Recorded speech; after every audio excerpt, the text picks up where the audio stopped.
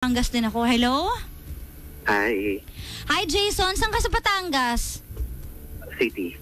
Batangas City. Kami sa sa Mabini. Nice. Kumusta naman Jason? Okay naman. Doing fine. Doing good.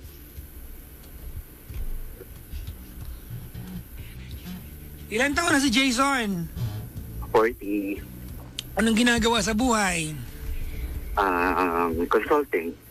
Small business. Ano no? Small business consulting. Small. Ano consulting? Anong consultation yan? Sa anong aspeto? Management consulting. Anong tinapos ni Jason? I'm sorry? Anong tinapos mo? Business management. Kasi may, ayan yung mga di ba? Yung mahirap yan na yung mga i-establish yung mga business niya kasi ang Pinoy medyo hindi tayo aware na may ganyan mga services, di ba? Well, prominent naman siya sa Philippines pero hindi lahat ng kumpanya nag-engage sa di ba? business consulting. May ganyan no? Pero malaking tulong yan no? Well, umuo ka na lang. mas mura. Pinapromote na kita. Ayaw pa umuo Yes. Malay, magkaroon ka na dito ngayong gabi ng ano ka ba? Ng kliyente, di ba? Yes. Well, thank you very much. Hello po sa mga sa mga gusto magnegosyo. Kapag magnenegosyo kayo at meron kayong ipupuhunan na medyo malaki-laki at medyo magtanong, mag-consult kayo. Di ba no? Tama no? True. Correct. Lalo kapag hindi nyo yung bine-venture nyo yung negosyo, hindi nyo naman talaga expertise. Hindi niya expertise. Oo, di ba? Tama. Anyways, sige na, mag-usap kayo ni Cara, magsi-CR lang ako ha. Uy, ano ba yan? Hi Sir Jason. Pala sir ang tawag ko po sa inyo. Businessman. Hi, Cara. Hi Jason. Kumusta naman po kayo? Kumusta po ang buhay-buhay natin dyan sa Batangas? Mabuti. Actually, base ako ng Makati, pero taga Batangas lang ako. Pero Okay. nasa Makati ako. On the way ako sa Batangas ngayon. Okay po. Are you driving? Hindi. Nag-coffee muna ako. Oh, that's very wonderful. I do not want to talk to people who's driving. You need to pull over. Thank you. I already pulled over. Di ba? Naintindihan niya ako. Sumali kasi usapan. Ayoko. Sorry. Driving. Sir Jason. What can I do for you? Ang daming H ng do, ha? Ganun, Marte. It's a good thing na rin na parehas kayo nandyan. I can get advice from a third party na from a male and female's perspective. Okay. Game.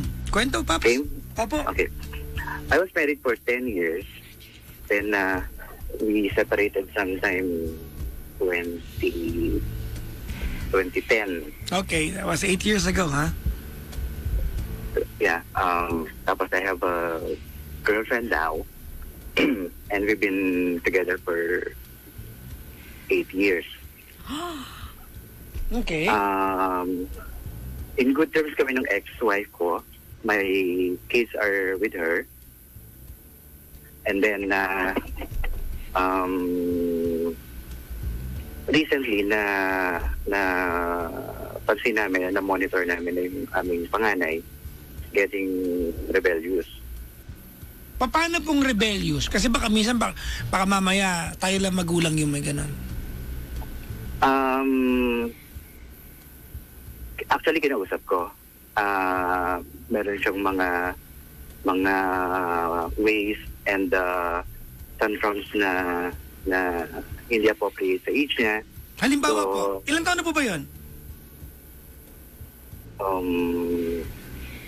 18. She just turned 18. Okay, ano po yung... Paano po umabot sa puntong nag-conclude kayo na medyo rebellious siya?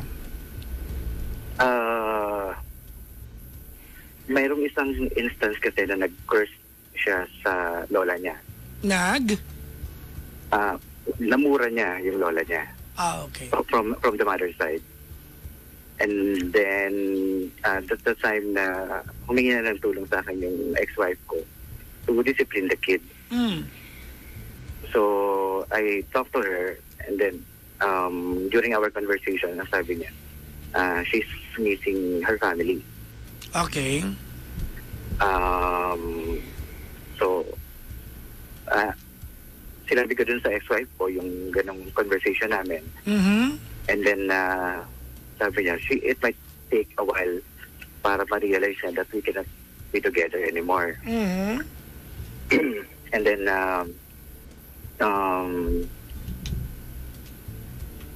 last week, yung ex-wife ko asked me if we can get back together.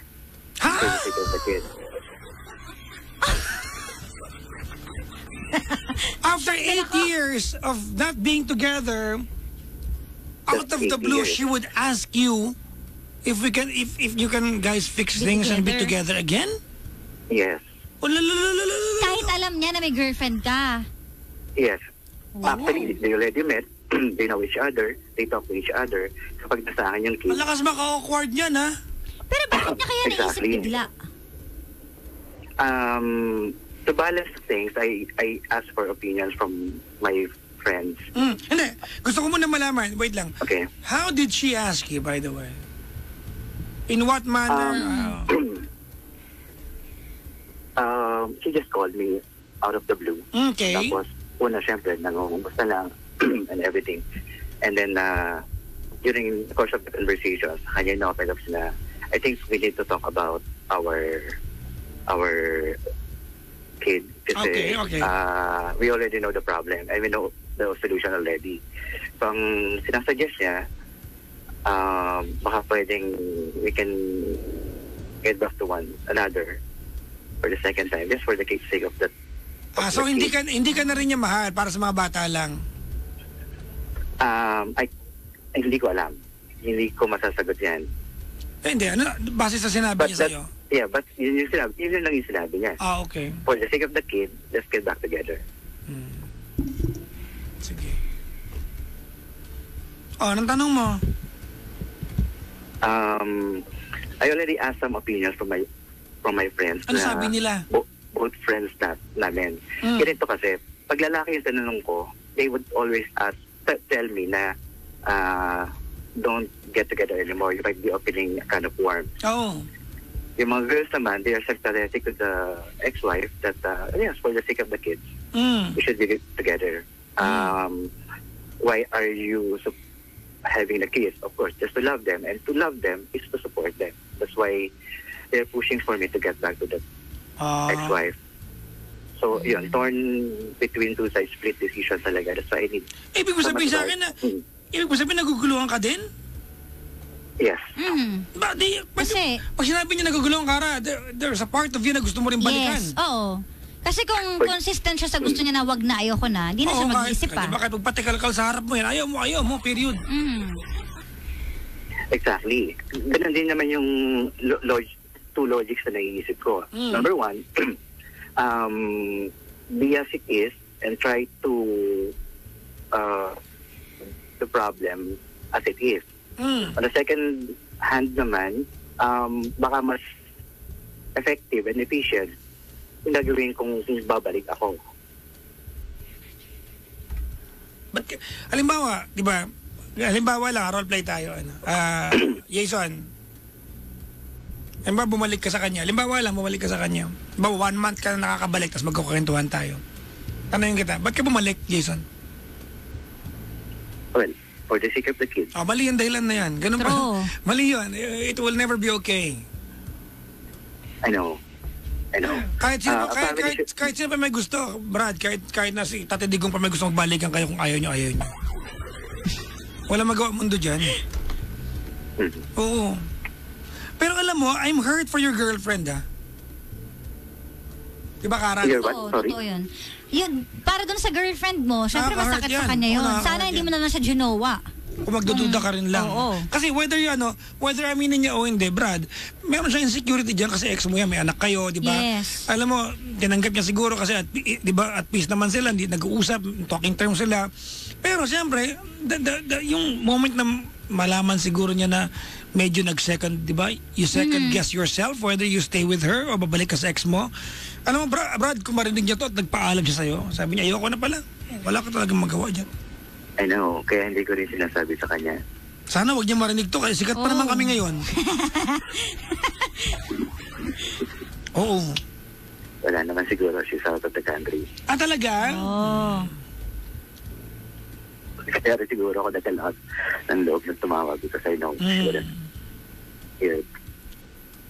Ako sa akin din, doon ako sa side nung ng mga sinasabi mo mga lalaki na friends mo na wag na lang makipagbalikan kasi mas marami kang lolokohin. Una, lolokohin mo sarili mo, lolokohin mo yung ex-wife mo, lolokohin mo yung anak mo, lolokohin mo din yung girlfriend mo. So lahat, kalokohan lahat 'yon.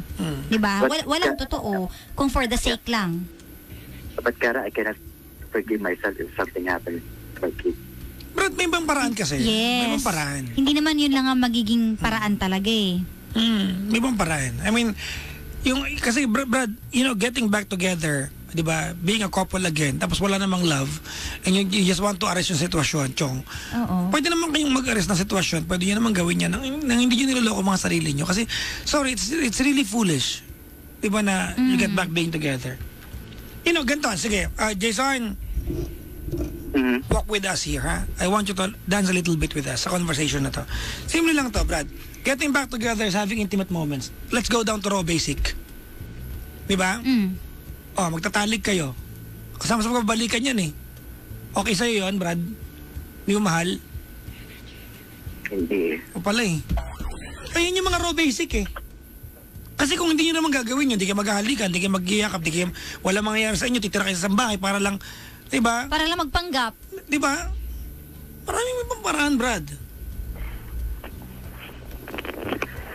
Well, I hope I would know those other solutions. Oh, ganito, halimbawa, asan ba yung mga anak mo nasaan? They're in Bulacan. Okay. Kasi Brad, baka mamaya, hindi ko sa kinakampanya yung bata. I will not be telling you na yung bata ay normal lang na magmura sa lola. And of course, hindi tama yun. Kaya lang, alam mo, dumadaan ang lahat sa rebellious stage eh. But it doesn't mean you have to compromise a lot and everything para lang, di ba, may tawid mo yung bata sa stage na yan. Kasi, there will be a point in our lives, di ba, na experimental tayo sa buhay. Oo, alam mo nung high school ako, Kara. Totoo naman. Merong isang linggo isang linggo ko lasing. Talaga? Kasi na-enjoy ko yung tropahan. Oo. Tapos na-realize ko after nung seventh day, na hindi ata maganda to. Okay, tapos ka na. Tapos na, hindi na ulit yun. I think lahat High school ako noon, napainom ako na Gilbis pa, yung kasamang lime. Oh, yes, kabisado pa. Para magkasiyudad tayo. Ay! Ako din, nagdaan din ako sa ganyan. Even Gilbis yung... and lime, tapos pagkatubig mo yung dalawang bote. Pero iba naman. Iba yung mga pinagdaanan ko yun. Nagka-cutting classes ako. Kumbaga, tapos nare-realize mo din naman after eh. Di ba? Baka nagdadala yung anak mo sa ganun. Hindi kasi solusyon naman. It's not a solution that you get back being together just because you want to discipline your daughter. Or baka mas kailangan din na mas more na makasama ka din niya, mas makabanding ka niya. Yan. Para yung gano'n, yung bonding moments ng parents. Importante din kasi yun eh. Baka kailangan mas more na gano'n. I agree. Yung parang halimbawa, mag-iya siya na, Dad, tara, tambay tayo doon, chill tayo. Yung sinasabayan mo din yung mga trip niya, yung gusto niya, parang millennial, ganyan. Yung mga, nila. Yan, yung mga ganyan. Okay yan. We do that. But I also suggested, siguro, a month ago, to my ex-wife, na we still celebrate, this Christmas or New Year together as a family. We will have some lunch or dinner together. Pero alam mo, ang tawag nito, dapat ngayon pa lang, linawin mo sa ex mo na wala siyang aantayin sa'yo. Kasi, baka may ma-misinterpret niya yun, di ba? Nalulungkot lang din ako para sa ex mo kasi, alam mo, para alukin ka niyan, hindi lang para ayusin yung family. Love ka pa niyan. I think so din. Oo, para alukin ka. Totoo yan. Sobrang, yung pagkakasabi niya na gano'n, lakas ng loob ang kailangan mo para sabihin din yung gano'n. Lalo na kung alam mong may jowa na din. Siyempre, kakainin mo yung pride mo para sabihin yun sa ex, mo, di ba, husband mo. Buti sana kung wala kang jowa. Pero nung nasabi niya yun sa'yo, aware siya, di ba, sa'yo mo, nakakausap pa niya yung girlfriend mo. Ibig sabihin, talagang linlock niya yung pride niya para lang sabihin yun sa'yo. Maduduwal ako pag gano'n, no? Yung tipo, bigla, after 8 years. Nagagaganyan ka sa akin, di ba? Alam mo, iba din kasing kung halimbawang walang girlfriend. Siguro mas may chance pa na mapag-usapan yung, alam mo yung kung mag-rekindle ng love nila, oo. Kaysa yung may ibang andyan na yun, tas biglang, all of a sudden, biglang, tara, magbalikan tayo. Bottom line, Jason, I mean, you know, be with someone for the right reason. Not for the wrong ones. And I guess, Kara, we can all be in an agreement, di ba, na yung pagbalik mo sa kanya, para lang, di ba, ayusin ang mga bagay-bagay, hindi dahil mahal yung bawat isa, it's not the right reason. Kulang, kapos, Brad. Pero, nakausap mo na yung anak mo, no? Medyo interested lang ako. Nakausap mo yung anak mo after niya magawa yun. Anong paliwanag ng daughter mo sa'yo? Ang premise niya kasi, she cannot get the love that she's expecting from home. Hindi. Kaya Pero ikaw ba kayang bang i-debunk yung kayo bang, kasi sorry, walang kinalaman yung argumento ng anak mo, 18 na yan doon sa pagmumura niya sa lola niya. Alibay na lang yan, ako yan, sisipitin yung bibig niyan. Probably. Marami siyang kwento about bakit ganun But when I get deeper, yun yung lumabas sa kanya that she's missing the family love, she's missing her family. Siguro nafe-feel niya na incomplete. Pero hindi dahilan yun. Ako, sorry, ako batas militar ako sa ganyang parte, di ba? Pag sinagot mo yung nakakandasin ng kabastusan, sisipitin yung bibig mo, di ba? Iba naman kasing bagay na yung pagsagot. Tatahiin ko yan, oo. Tatansanan ko yung bibig mo pag ako yan. Ikaw, Jason, di ba ikaw, 90s baby tayo, di ba? Hindi ka 90s, pero 90s baby. I mean, lumaki tayo sa era na, di ba, turn of the century tayo lahat, di ba? Kami lang itong araw, wag sumali dito, hindi ka makaka-relate sa amin. Oo lang ako. Oo. Nangaway ka naman. Hindi pa totoo, di ba? Kasi, alam mo yung ganun, walang takot yung ganyang bata Di ba? Di ba? Oo. Walang takot para, para sumagot ng ganyan. May mga bagay, yung pagsimangot, yung pagsagot sa magulang, di ba, yung pagsagot sa magulang, forgivable sa akin yan Kasi takot tayo, nakakasagot tayo, pero yung mumurahin mo, ayun na yun. Foul na yun. Ilalagay sa loob ng orokan, papaguluhin ko sa lupa yan. Bawal sa akin yun. Di ba? Yung mga walang takot. Hindi kita kakausapin na masinsinan. Kakausapin kita masinsinan after ko sipitin yung bibig mo. Period. Lalakuhan tayo dito.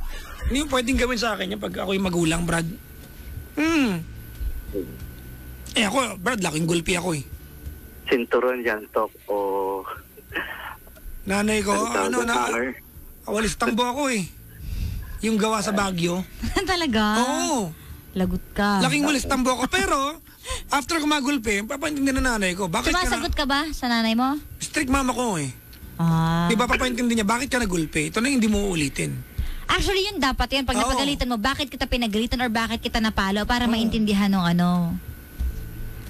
So anyway, baka kailangan ng more attention ng anak mo siguro sa ngayon. Pakarala mo, Brad. Kailangan niya ngayon, ikaw. Kasi kung sapat na yung mommy niya, hindi na siya magkakaganon. Baka hindi pa talaga sapat. Isa rin yun pala sa sa sinasabi sa akin ng ex-wife ko na parang when my kids are with me, they are so behaved. Pagdating sa kanila, ganun sila undisciplined. Baka masyado ng kampante din. Oo, minsan ganun din minsan ganun, kaya parang ano na. Oo. Tsaka ba, Brad, feeling ko, kaya disiplinado sa iyan, diba, you describe it as discipline sila, kasi baka mamaya, chill kang kasama. Baka mamaya, hindi mo, chill ka nga, pero may sinumbong naman sa iyo, lola, hindi mo na napagalitan, chill ka pa rin. Pagalitan mo rin. Oo. Yeah, Diba? of course. Oo. Ako, Brad, ako chill akong tatay. Sobrang cool ako sa anak ko. Pero pag yung anak ko nakakasagot, papasok kami sa kotse at di ba? Kasi unacceptable yun Totoo. May boundary sa akin yung yung pwede mo lang gawin. To voice out an opinion is okay, pero murahin mo yung lola, sisipitin yung bibig mo. Tatahiin ko yung uso mo. Tastasin ko na lang bukas makabait ka na. Hindi pwede yun. Diba, 18 na yan, hindi naman na bata yan Diba? Para magmura sa lola. Hindi maganda yun. Well grounded. Ha? Alam mo, inventa ng mga millennial, grounded na yan Sa totoo lang, walang effect yan. Oo. Katarantaduhan yan, grounded na yan. Yung matatakot din ba sa grounded, wala ka cellphone na 1 week. Pwede ba? Ang dahil internet shop Hindi. Meron kasing monetary value sa amin yung grounded. Yun ang nawala sa kanya. Pero kahit na, monetary. Tinuturuan niyo sila lalo ng value ng pera instead ng value ng ng attitude. Mali pa rin yun. Di ba monetary value, Brad? O, pera pa rin ginamit mo. I think it's not a good hindi siya magandang trade-off. Alam mo, Brad, ganito yan, Ito, total, magulang naman tayo dito, di ba? Jason, ganito Ito yan, halimbawa, anak, kumain ka na, pag kumain ka, bibilang kita ng sapatos, Dapat walang gano'n, kumain ka kasi kailangan kumain ka. Umuwi ka na maaga, hindi dahil may reward ka kasi kailangan mo umuwi na maaga galing eskwela, period. Walang trade-off. Umuwi ka kasi yun ang sinabi ko. When you are entitled, di ba, sa sarili mong opinion, kasi may sarili ka ng hanap buhay, pero hanggat pinapakain kita, if I say so, to get home at this hour, get home, di ba? Be home, period. Tayo kasi, sige, pag sumagot ka, para straight lang. Mawawalan ka ng ganito. Mawawalan ka ng ganito, binibigyan mo ng kalayaan. Walang ganon-ganon. Di ba? Hindi ba tatakot? Grounded ako.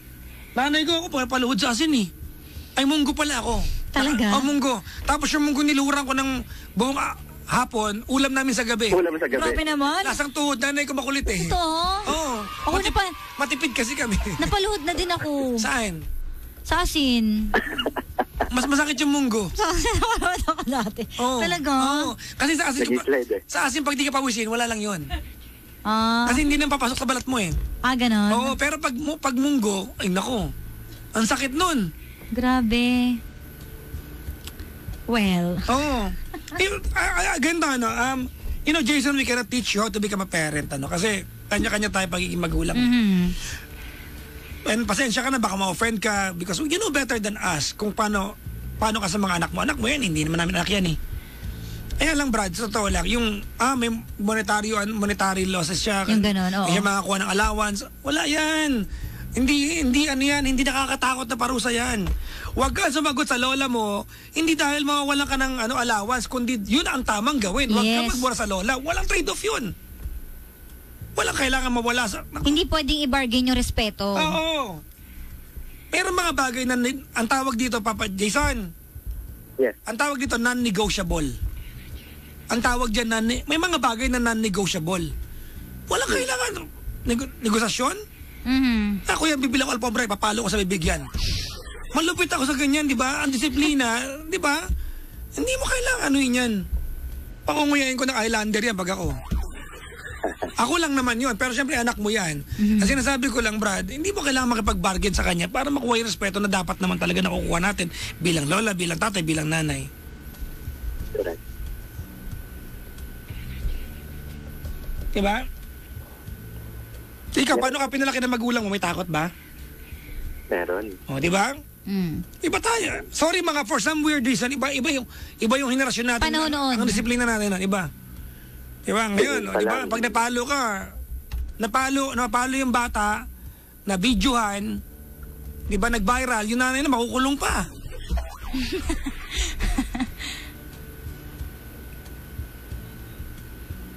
Sabi ni Patricio, grabe ka Papa Jackson, iba-iba naman ang mga bata. I'm just saying. Diba? Pasensya ka na. Pero may mga pagkakataon kailangan mo silang pitikin.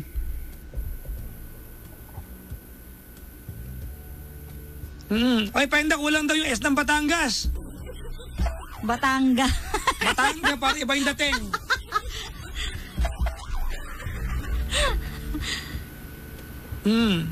So yun lang akin. I'm not saying na paluin mo yung anak mo. Kaya lang, Brad, ito yung mga pagkakataon, hindi ka pwede maging chill. Kailangan pangatawanan mo. Alright? Yep. Oo. Thank you very much. Chill. Siguro chill kang tatay, no? Medyo. Oh, minsan you take pride cool akong dad ganun. Oo. Pero minsan kailangan din yung may takot pa rin yung yung anak na mangingimi pa rin magpaalam, mangingimi pa rin sumagot ng ganon. Yung pag may pa rin, boundaries pa din. Iba yung takot sa respeto Oo, yun nga.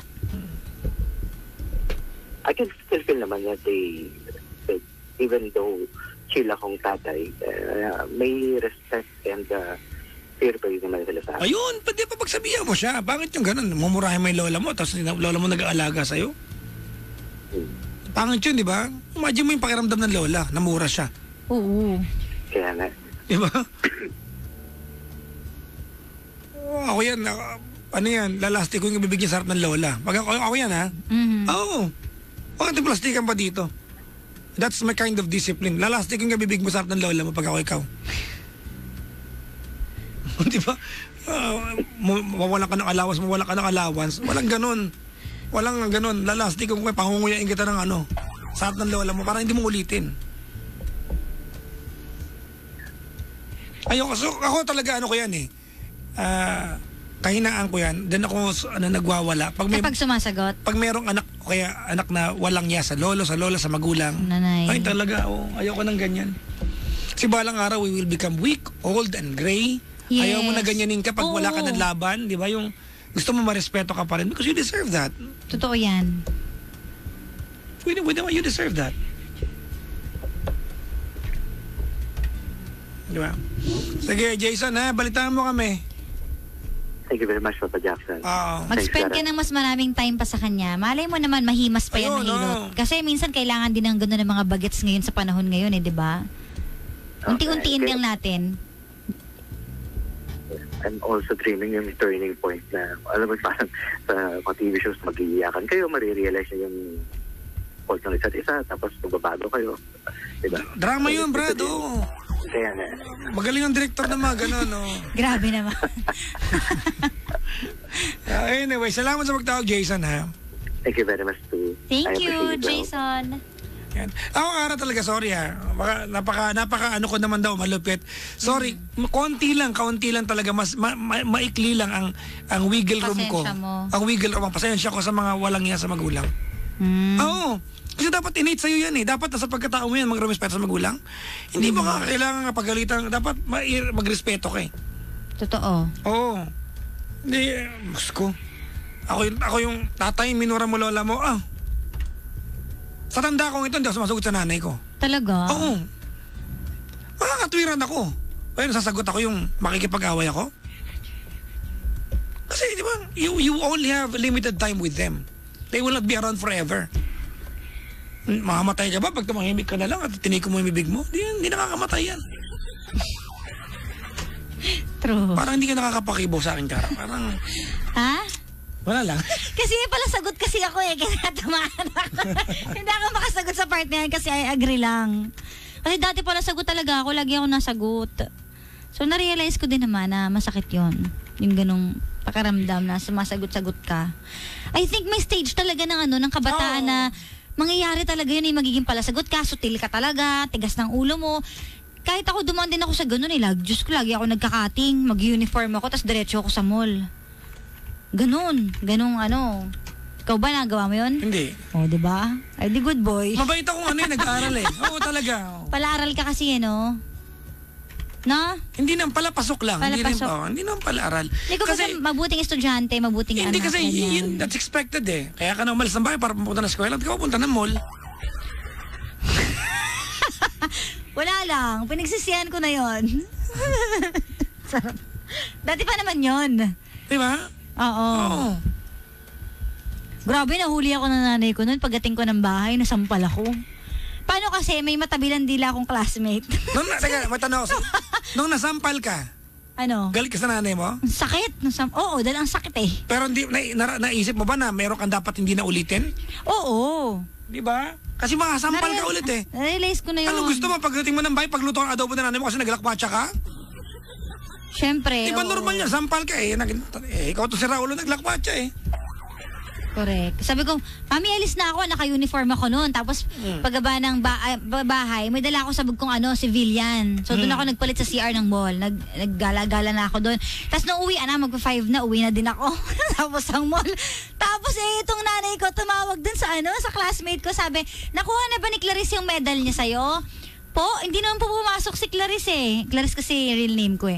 Hindi naman po pumasok si Clarice eh. Ganyan-ganyan. Sabi niya, hindi siya pumasok. Kaya alam niya na. So pagdating ko, hi mami, naka-uniform ulit ako pag uwi. Naka-uniform ako pag uwi. Siyempre, binalik ko ulit yung uniform pagdating ko. Pak! Gano'n, sampal. Ay, sakat. Anong lesson? Anong lesson? Hindi na ba ako ulit? Yun eh. Ano ang mararamdaman na magulang mo? Niloko mo siya, umalis ka ng bahay. Ang sakit. Umalis ka ng bahay, nagpanggap. Ito malupit, plinano mo pa yun, ha? Oo. O diba, ikaw talaga minsan masama kang tao. Grabe naman. Kaya nga dumaan din ako sa stage na ganun. Pero na-realize ko din naman. Diba? Sabi ni Rodolfo, siguro nung panahon ni PPJ wala pang mall. Huwag mo akong pilosopohin. Wala pang mall. Huwag mo akong pilosopohin. Diba? Oh, walang trade-off sa akin yan yung pagiging walang niya sa magulang. Walang trade-off. Walang negosasyon sa akin yan. Oh, galit ako sa ganyan. Yung palasagot sa magulang. Ay, nako. Anyways, sige, ano tayo? Let's play a few songs and we'll be back. May nagtatanong, kakanta ka raw ba? Try natin mag-practice, ha? Sige, mag-practice po kayo. Babalik po kami. Huwag po kayong aalis, ha? We'll be right back. 7212429, mga pag-on your radio. Ako po ang inyong lingkod, Papa Jackson, and my semi-regular guest. Ako naman. Semi-regular ka na eh. Well, sino nagsabi? Ikaw? Ako. Bakit? Wow.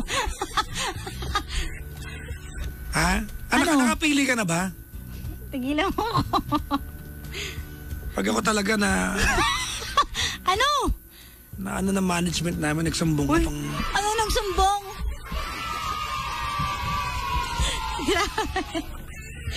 Anyways, magbabalik po kami. So, dyan lang po kayo. Kapiling niyo pa rin. Magkamali ako. Kapiling niyo pa rin. Si DJ Kara. Pangga! We are number 106.7 Energy FM. Uy, ikaw yun. Ano ba sasabihin? Pangga, huwag mo sabihin radyo. Pangga, huwag mo sabihin radyo. Sabihin mo.